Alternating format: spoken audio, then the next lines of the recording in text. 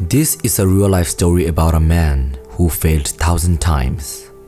On the 9th September of 1890, a little boy was born to a family in Henryville, Indiana, United States. Unfortunately, when he was 6 years old, his father passed away.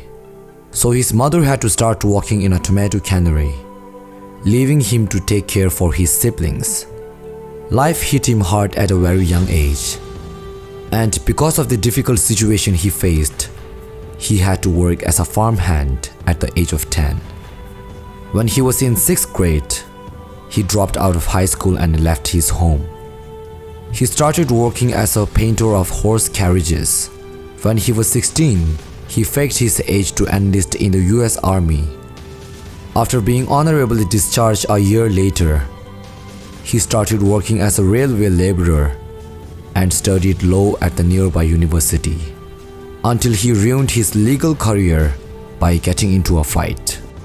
He was forced to move back in with his mom and get a job selling life insurances.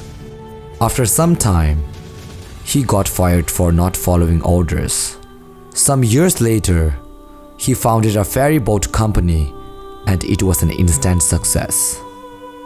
Later on, he tried cashing in on his ferryboat business to create a chemical lamp manufacturing company, only to find out that another company was already selling much better electric lamps than his company.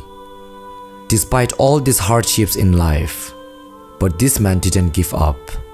He moved to work as a salesman for a tire company, but again, he lost his job when the company closed its manufacturing plant.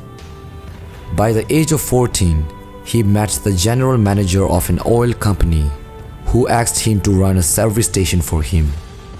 But the station had to close down as a result of Great Depression. That same year, the Shell Oil Company offered him a service station, rent-free, in return for paying the company a percentage of sales.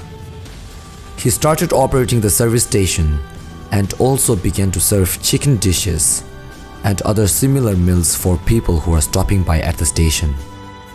His pan-fried chicken soon became a favorite of people in the area and made him famous in the region.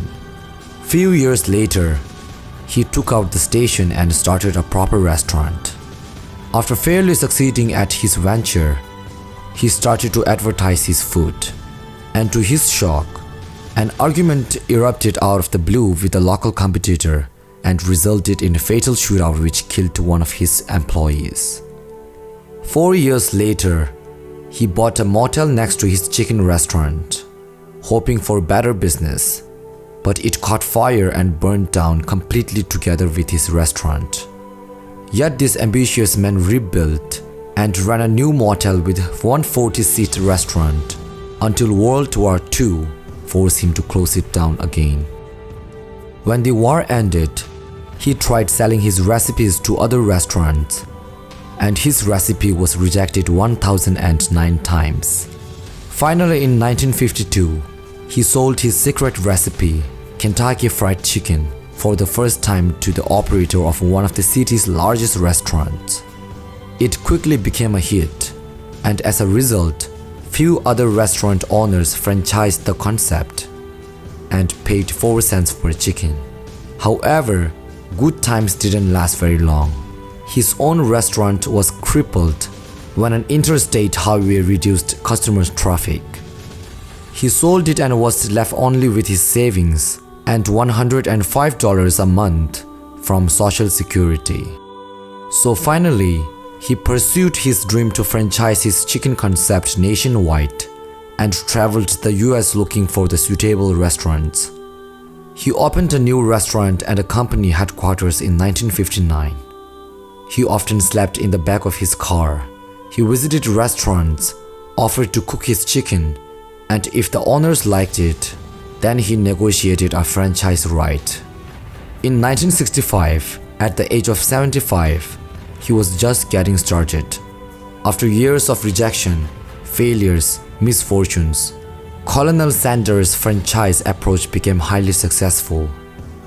KFC was one of the first fast food chains to expand globally, opening outlets in Canada, UK, Mexico, and Jamaica by the mid-1960s.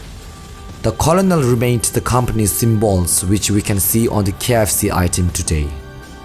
He traveled over 400,000 kilometers a year, visiting KFC restaurants and delighting customers around the world. At the age of 90, Colonel Sanders passed away. At that time, there were around 6,000 KFC locations in 48 different countries, and in 2023, there were more than 25,000 KFC restaurants worldwide.